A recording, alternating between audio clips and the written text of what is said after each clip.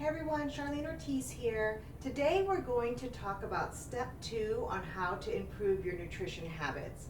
Now, last time we talked about step 1, and step 1 was developing more awareness of your eating habits and trying to become more aware of your subconscious. And so, for those of you that did see step 1 already, hopefully you've already started a food log to help you become more aware of what your habits are and why you're eating and why you're making the choices that you're making. And so if you haven't had a chance to see that video yet, it's very important that you do check that one out, so that way you'll be ready to move on to step 2. And again, we'll just continue to progress you little by little until your nutrition habits just naturally are healthier and it doesn't feel like it was that painful of a process for you. So the second step is going to be small, consistent changes. And whenever I'm working with a client, I have learned that the best way or the best road to success when it comes to nutrition is small, consistent changes.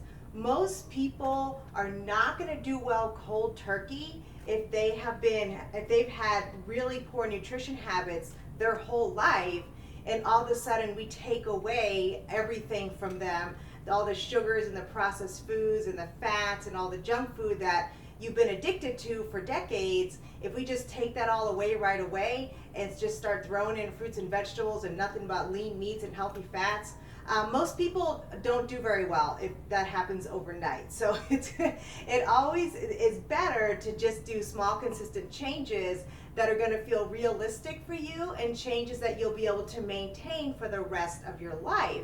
Because when it comes to nutrition, when it comes to having a healthy plan that's going to help you to lose weight and to keep that weight off and to maintain these healthier habits, you're going to have to make changes that you're going to be able to stick with foods that you're going to enjoy. Because eating healthy, again, it should not be painful. It should not be something where you feel like it's going to ruin your life, where you're never going to enjoy food again.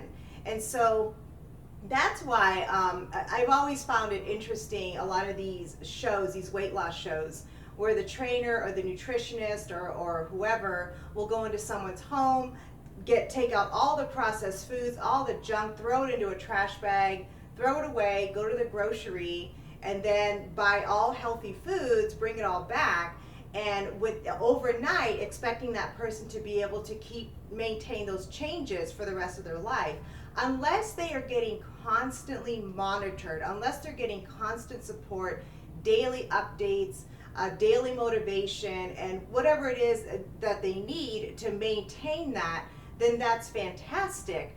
But in general, for most of us, if we were to do something like that, ultimately we wouldn't be successful, and it might actually end up in a bigger disaster. And so there are some people that can go cold turkey off of bad junk food and bad habits and go on to healthy eating and maintain that for the rest of their life. But that's not the majority of us. And so just like if you're dealing with someone who's a drug addict, you little by little have to wean them off of the drug to take away the fear that they're not going to have, that comfort to go to in order to help them deal with their pain. And number 2, so they don't go through any type of withdrawal or panic. So again, it'll make it easier for them to maintain a lifestyle to maintain sobriety for the rest of their life. Now, I'm not saying that everyone who's watching this is a food addict. Of course, some of you just need to change your habits, and they might not be that bad. They might just be, you just need some guidance, you just kind of need the right steps to take. And also, I know that for a lot of people, when it comes to nutrition and changing your habits, it can be incredibly overwhelming because there is so much conflicting information out there on what's healthy and what's not.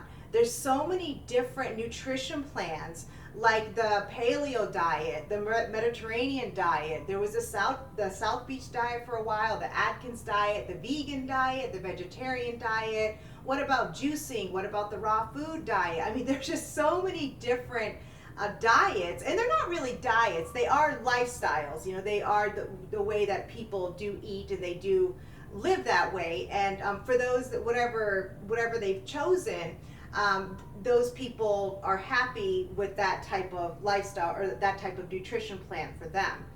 But for those of us who are just beginning, or we want to change our habits, and there's all this information, all these different types of nutrition plans that are out there, it can be incredibly confusing and overwhelming on, okay, which one is the best for me?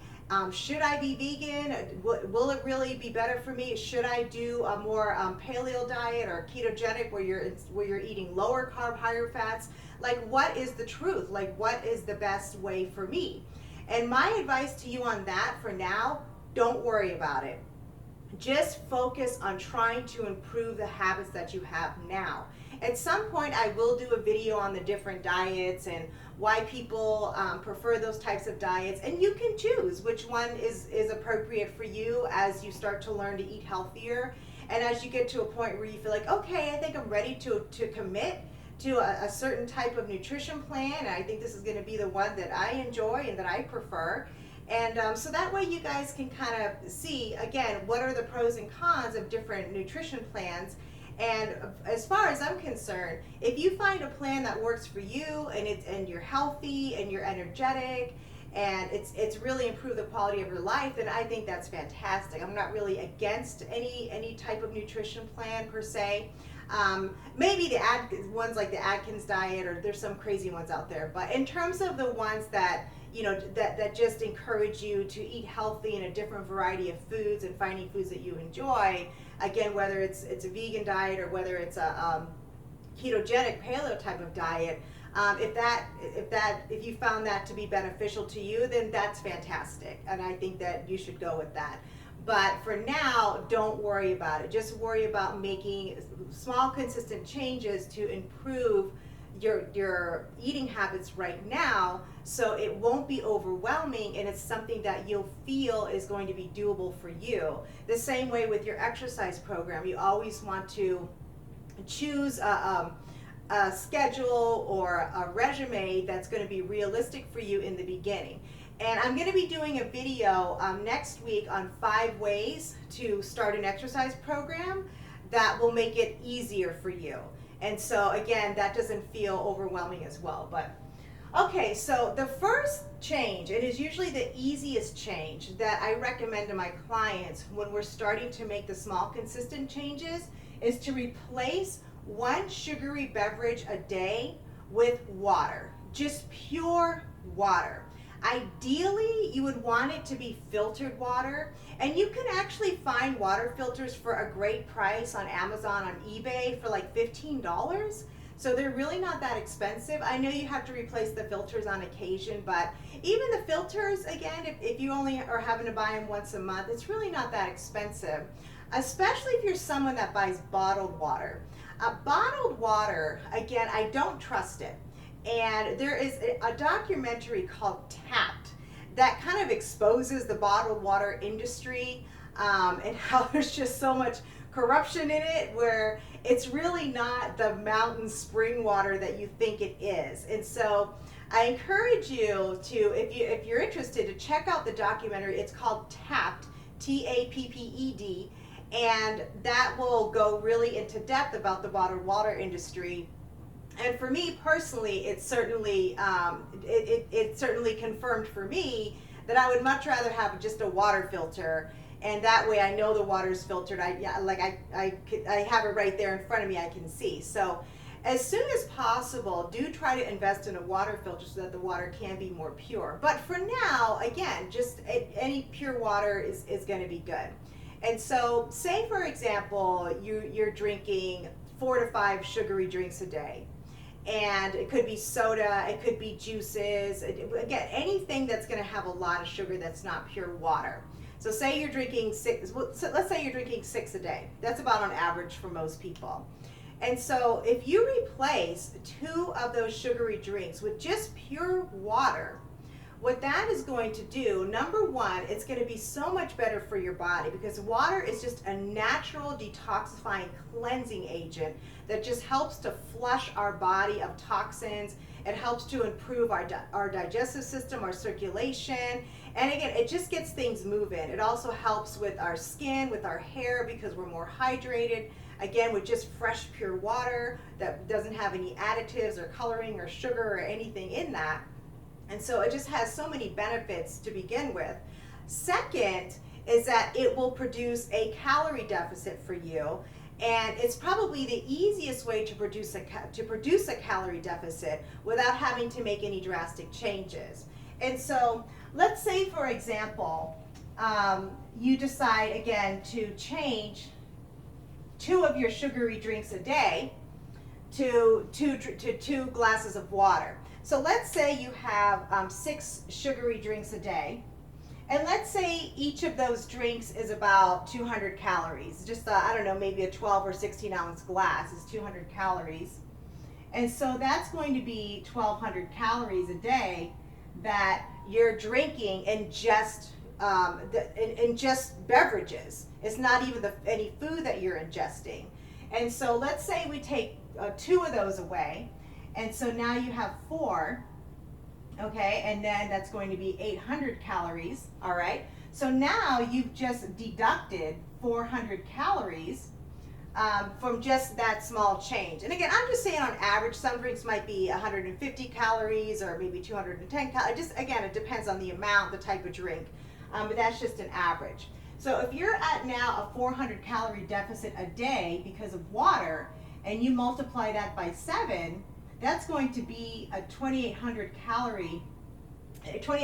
calories less a week that you're consuming now than what you were consuming before. And that is a significant difference for something that is so simple.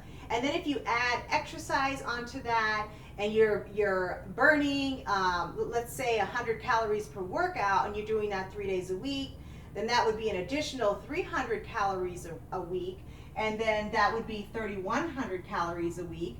And 3,500 calories is 1 pound of fat. So that's almost 1 pound of fat, again, with just that small change. Now, there is a disclaimer here, because that is if it puts you like at kind of a calorie deficit, meaning that if your activity level or your basal metabolic rate, which is what your body, the amount of calories that your body burns without any activity, just for you to stay alive. So say your activity basal metabolic rate equals to burning 2,000 calories a day, and you're eating 3,000 or 4,000 calories, and you're eating 3,000 or 4,000 calories a day, then that would be about 1,000 calories over or more than what you're consuming or what you're burning. And so again, if you're burning 2,000 calories a day and you're eating 3,000, that's 1,000 extra calories that your body is not burning and is just storing as fat. And so if you're bringing your calories down to 400, if you're depleting it by 400 a day, you're still going over 600 calories. And so again, you might not be seeing the changes in the weight loss immediately as you start to make these small consistent changes, but over time, the goal is to get you to a point where you're exerting more energy than what you're consuming, so that way your body will go to the fat stores for that energy. And I am going to do a video a little more in depth in that one too. So still a lot of videos that I want to do, but again, it's one step at a time.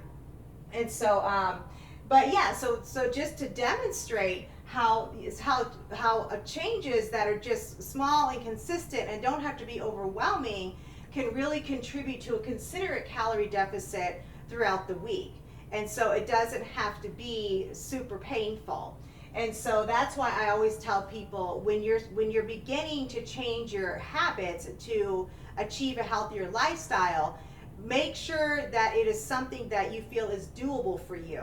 Now, it doesn't mean that it's always going to be comfortable. It doesn't mean it's always going to be easy. There is going to have to be some sacrifice. There will be some discomfort. But again, it shouldn't be at a point where you feel like, okay, you know what, this is just too much. I can't keep up with this. It's not realistic. and then you get discouraged, you feel like a failure, and you go right back to your old eating habits, maybe even worse, and therefore gaining even more weight back than what you might have lost, or just gaining more weight back if you hadn't even lost any weight. And that's why you hear so many people, and you might have even experienced, say, I've done every single diet that's out there and none of it has worked. And that's because, and we know this now, because again, this slogan has been around for a long time now, diets just don't work. And so again, the general population, we should understand that now, that they just don't work, and it's just about learning how to have a healthier eating plan that is going to be realistic for you. So, okay guys, so that is going to be your second step. It's going to be small, consistent changes, and you're going to be replacing 2 sugary drinks a day with 2 glasses of pure water. And just start there. Start there for now. You don't have to change anything else unless you feel like you can. You feel like you're motivated, absolutely. And so then next week we're going to do another small consistent change that you can make. And the goal is little by little, week by week, after we get through a few months of small consistent changes and suggestions on how you can replace unhealthy foods with healthier versions that you will enjoy. But before you know it, in 6 months from now, your diet will be drastically different, and you'll feel like, wow, this was not as bad as I thought it was going to be, and I'm actually still enjoying my life. I'm still enjoying my eating, and not only that, I'm feeling better, I'm looking better, and I think this is something that I'm going to be able to maintain for the rest of my life. So, and that is the goal, that's what we're trying to achieve. Okay guys, so I will be doing the seated exercises video here later this week, hopefully in the next few days. And then again, the video on epigenetics is definitely going to be this week, and that's going to be a big video. So make sure that you set aside time to watch that one, because that's going to be a really, really great video for you to watch, and you're going to learn a lot from it. So anyway, so that's going to be your next step now is step 2, and then step 3 we're going to talk about preparation and how you can maintain your healthy habits by being disciplined and being prepared with your food. So that way, if you have your food planned and you have it prepared ahead of time, and you're always making sure that you have healthy options with you, it's going to be a lot less tempting to cheat when you're at the office and someone brings in a birthday cake. If you have a healthy option with you, you're not as likely to be tempted by birthday cake or donuts, or whatever stuff people bring into work. If you have a healthier option, it's something that you actually enjoy eating, you're less likely to be tempted. So we're going to talk more about that next week when I get into step 3 of the preparation. So, okay guys, thank you again so much for your attention, and good luck this week on making your small, consistent changes. I totally believe in you. I really think that you're going to be able to do it. And you should be very excited right now, because I don't care where you are in your fitness journey, where you are in your health right now. If you are taking these steps, if you are watching these videos and little by little you're trying to add more physical activity and make these changes, then you are on your way to living the quality of life that you deserve to live. And you should really give yourself a hand for that, and you should really embrace that victory, because it's a wonderful thing. And again, I don't care how small the changes are or how slow the progression is, as long as you're going forward, that's the most important thing. Okay guys, so remember, take care of yourself, protect yourself physically and emotionally, and don't forget, your health is your most valuable asset. Invest in it. Bye-bye.